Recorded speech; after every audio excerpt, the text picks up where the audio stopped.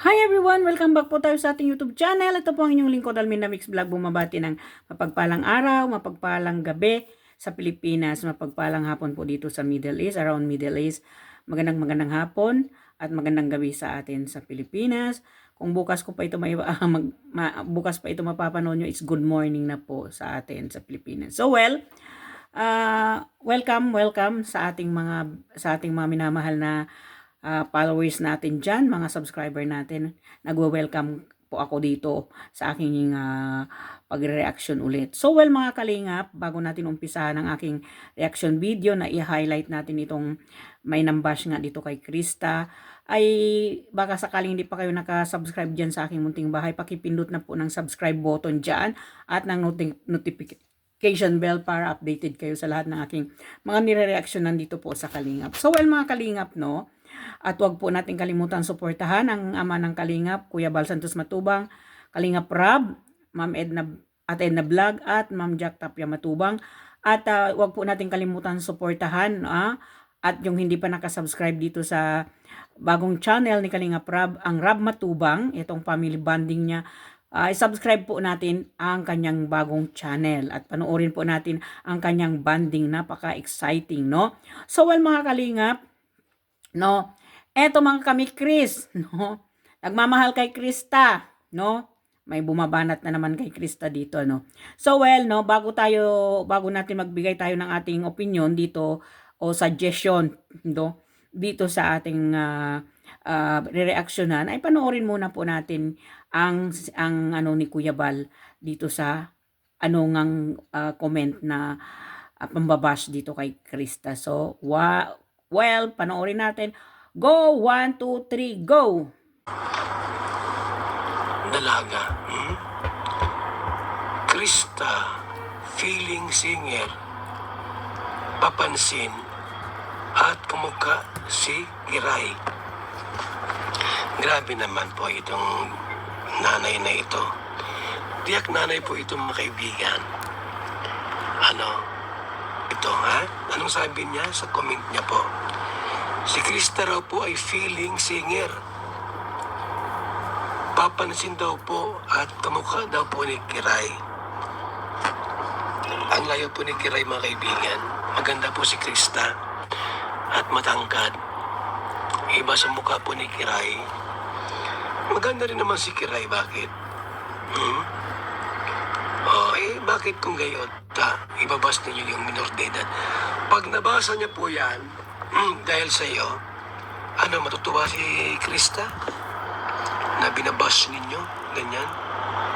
Feeling singer.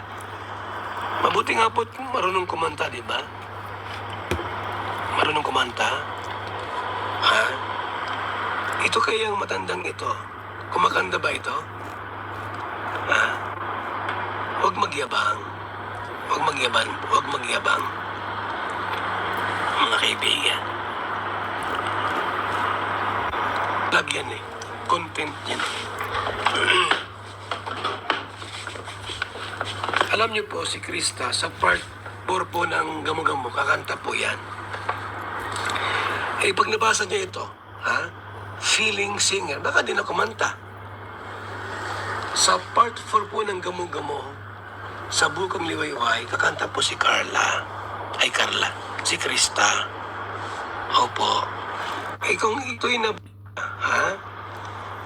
nakita itong matandang itong binabash, no? At sinabihang feeling singer, baka di na kumanta yan. Pambira naman tong matandang ito. Welcome again, no? Napanood naman natin mga Kalingap, no? Yung short clips video na kinuha natin, Kuya Bal, kinuha ko yung short clips video mo doon. Hinighlight lang natin yung binasa mong komento dito kay Madam may edad na, no?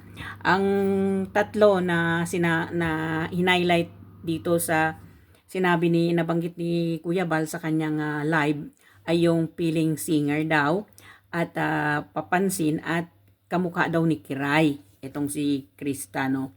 Ang maganda nating Krista. So mga Kami Christian, nagmamahal kay Krista. Double-double to, ano.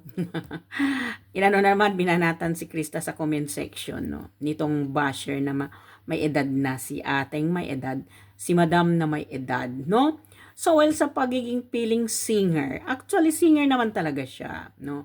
Ang pagiging singer po, madam may edad na, ay hindi yung piling.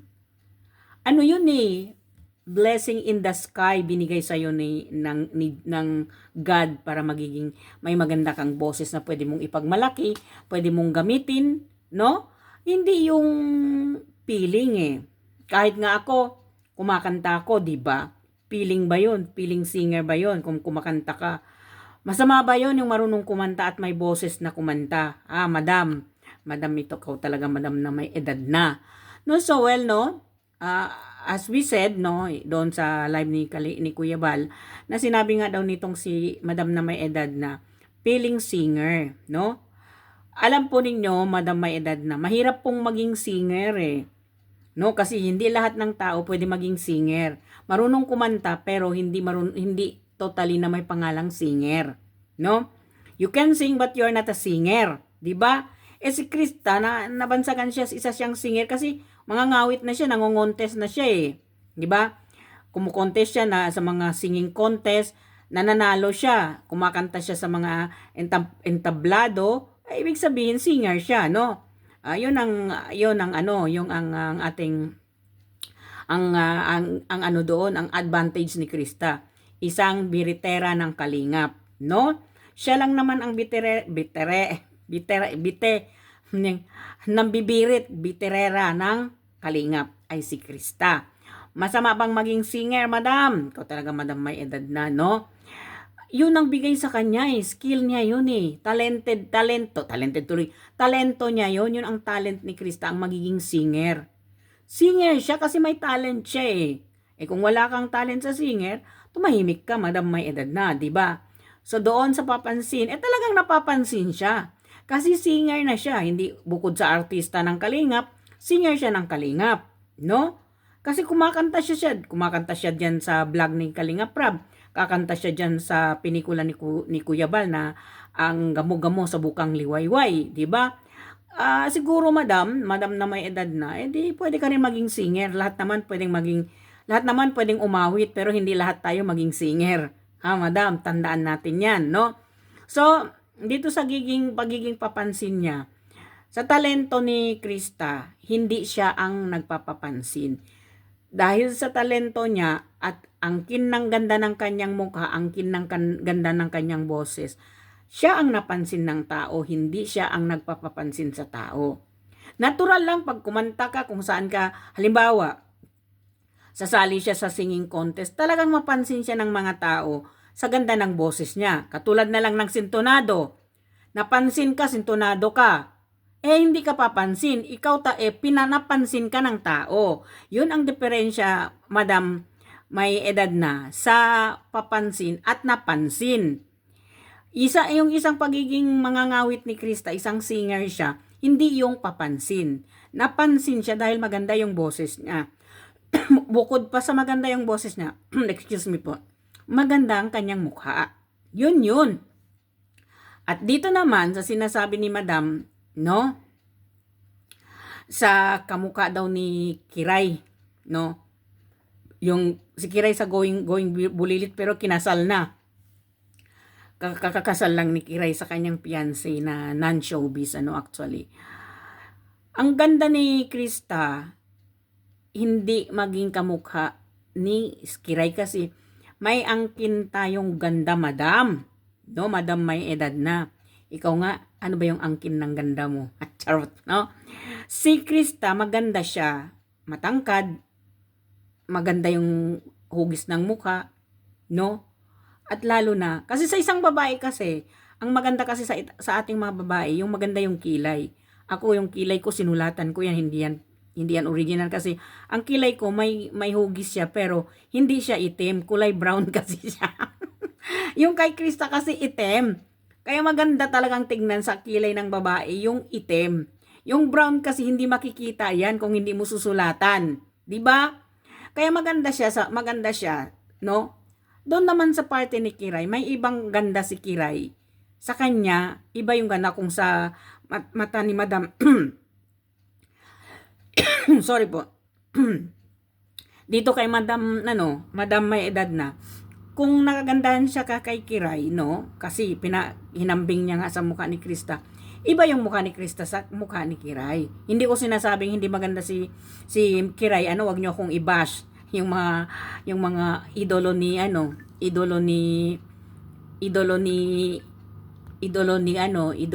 Kiray, no? Hindi ko siya binabash. Ibig ko lang sabihin, may angking gandang iba si Kiray kay Krista. Iba ang ganda ni Krista, iba ang ganda ni Kiray, no? Hindi 'yon pwede sabihin natin magkamukha. Siguro may kanya-kanya tayong paningin, Madam na may edad na. Kung paningin mo ganon, sa amin iba. Kasi iba talaga yung ganda ni Krista. Nakita niyo diyan sa thumbnail ko. Nagagandahan talaga ako sa kanya diyan kasi very natural ang kanyang ganda. Walang makeup. Si Krista with or without makeup, maganda siya. Natural. Lalo na pag wala siyang makeup, napaka-natural ng kanyang mukha. No? Although, syempre napakabata pa, only 15 years old, Hala ka, madam, may edad na, binuli mo yung 15 years old, lagot ka. 'Di ba? No, yung real talk lang tayo. No, iba ang ganda ni Kiray sa ganda ni Krista. No, ako nagagandahan ako sa mukha ni Krista. Gandang-ganda ako sa mukha ng Krista. Ni Krista, may kanya-kanya kasi tayong angkin na ganda. Mayroong maganda, wala siyang sex appeal. May maganda, may hindi maganda, pero ang ganda ng appeal, 'di ba? Katulad nitong si Krista, kung kumbaga simpleng ganda pero malakas kasi siyang humatak ng pansin ng tao. Kaya nga sinabi nitong si Madam may edad na nagpapapansin daw, no? Nagpapapansin itong si Krista kasi mapansin talaga yung kagandahan niya, Madam. Ikaw talaga. Hindi yun nagpapansin. Mapansin talaga ang ganda niya dahil sa ganda ng mukha at ganda ng kanyang boses. Yun ang sinasabi natin. Napansin siya ng mga tao, hindi yung siya ang nagpapapansin. Siya ang napansin dahil sa kanyang ganda. Kaya ka nga nakapag-comment, Madam na may edad na, dahil napansin mo si Krista. Diba? Ikaw talaga esep-esep kung may time, Madam may edad na, no? Kay Kuya Bal nga, matandang babae tawag sa'yo. Sa akin, medyo gandahin naman natin para hindi medyo harsh ba? Diba? Yun lang sa aking real talk. Sa akin lang yung opinion ko at sa nakikita ko, sa ganda ni Krista, doon sa ganda ni Kiray, no? Magkaiba sila ng ganda eh. May kanya-kanya tayong ganda. May maganda kahit pango yung ilong, maganda siya. May maganda matangos ang ilong, kahit pangit matangos ang ilong, nadala siya sa tangos ng ilong, 'di ba? May maganda hindi masyado matangos ang ilong pero elong tuloy ang ilong, pero maganda yung mata niya, nadala siya sa ganda ng mata niya. Ganon po yun, Madam, kung magkumpara ka sa kaganda, may kanya-kanya tayong katangiang ganda, no? Tulad ni Krista, ang ganda ng kilay, ang ganda ng tangos ng ilong, napakachinita ng mata, 'di ba? Iba kasi yung hugis ng pagmumukha ni Krista sa pagmumukha ni Kiray, no? Ako nakikyutan ako sa mukha ni Krista. Cute kasi siya, lalo na yung pag tumingin siya ng patagilid tapos sabay ngiti. Ang ganda niya diyan. At saka yung parang pag kumakanta siya tapos sabay yung dala yung emotion niya sa kanya, yung feelings ng emotion niya doon sa kanta niya. Doon mo siya mapansin na talagang singer siya kasi kumakanta siya with emotion eh. Ikaw talaga, Madam. Yan tuloy. Na-explain ko tuloy. Ganon siya. Kaya napapansin siya ng mga tao sa galing niyang kumanta, no? Mayroon kasing mga singer, no? Hindi naman lahat, Madam, ganito 'yon, no? Lahat pwede kumanta, pero hindi lahat maging singer. Katulad ko, marunong ako kumanta, pero hindi ako singer. Marunong lang ako kumanta, pero hindi ako singer. Ganon po yun, Madam. So, si Krista, magaling siyang kumanta, sumasali siya sa contest. Ibig sabihin, maganda talaga siyang kumanta. May boses siya. Hindi siya nagpipiling singer. Singer na talaga siya kasi she's singing everywhere. Nagko-compete siya sa mga sa singing contest. it means singer siya. Kasi pag hindi ka mag-compete, makipag-kompetisyon, sasali ng competition, hindi ka magiging singer, no? Ito na ang si Madam, nagpipiling singer. Singer naman talaga siya. Singer siya ng Kalingap. Correction, Madam. Madam na may edad na. Singer siya ng Kalingap, no? At ito pang nabanggit ni Kuya Bal. Pag nabasa daw ni Krista itong comment, maaaring hindi nakakanta si Krista dito sa part 4 ng kanyang pinikula. Hindi yung Kuya Bal, no? Kakanta yan si Krista.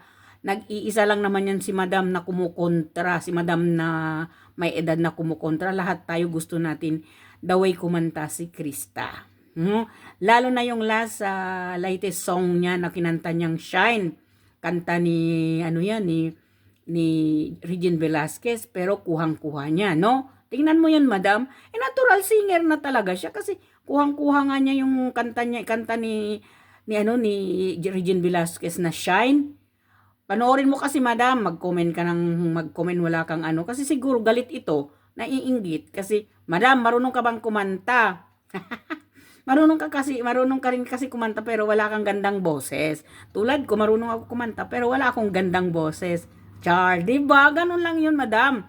No, be happy lang tayo. Wag na nating mag-comment tayo sa tulad po ninyo. Madam, may edad na. May edad na po tayo. Magko-comment tayo sa bata ng ganun. Nag-iisip bata po tayo sa mga kino-comment natin, no? We put ourselves in a way na kung anong edad tayo. Sa comment mong iyan, para kang nagko-comment ng 9 years old ang laman ng utak mo, Madam. Kasi kinoment mo yung menor de edad Nag-comment ka ng bully ka doon sa menor de edad na yun, no? Inihambing mo pa doon yung mukha ni Krista sa mukha ni Kiray, no? Hindi naman po natin sinasabing hindi maganda si Kiray, Pero dito kay Madam, dapat mag-isip-isip tayo muna bago tayo mag-comment, no?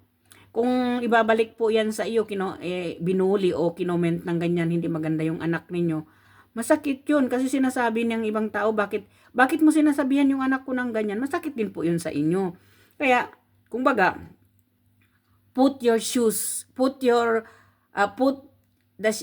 lagay mo yung sapatos ni Krista sa iyo. Kumbaga, you are the one who carry the shoes of Krista na binuli.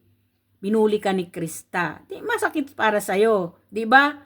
Ganun lang yun. Huwag tayong magbigay ng hindi magandang komento sa tao kung ayaw natin ibalik sa atin yun. Ganun lang yung Madam. Nag-isip bata ka tuloy dyan sa comment mo. Para ka tuloy hindi matanda. Para ka tuloy hindi na may edad. Sorry po sa nabanggit matanda. May edad, no? Para medyo naman very saucy pag may edad na. Si Madam na may edad, hindi yung Madam matanda. Madam na may edad na. Di ba, Madam? Ganun lang yun. May kanya-kanya tayong paningin. Kung nagagandahan yung iba kay Kiray, may iba naman ganda ang paningin namin. Katulad ni Krista, maraming nagagandahan kay Krista, ay wala ka na doon kung maraming nagagandahan at maraming nagkagusto sa boses ni Krista, Madam, wala ka na doon. No, wag kang masyadong harsh, 'di ba? Harsh ba 'yon? Okay, well mga kalingap, hanggang dito na lang po mga kamikris ang aking reaction video. Masasabi lang kasi natin 'yon kasi medyo inaano niya, kumbaga, ewan ko, may galit siguro to si Madam.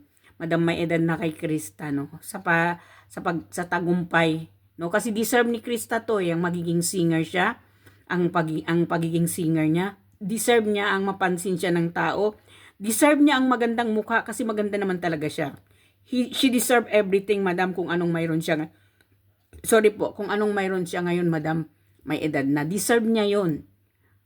Kung hindi kayo masaya sa nangyayari sa buhay ni Krista, manood na lang kayo. O kaya wag na lang kayo manood para hindi kayo makakomment kung galit kayo. No? Mga kalingap, mga kamikris. So well, mga kalingap, mga kamikris, hanggang dito na lang ang aking reaction video. Kung nagustuhan po ninyo, paki-share likes ng aking reaction video at paki-subscribe po ng aking Munting Palasyo.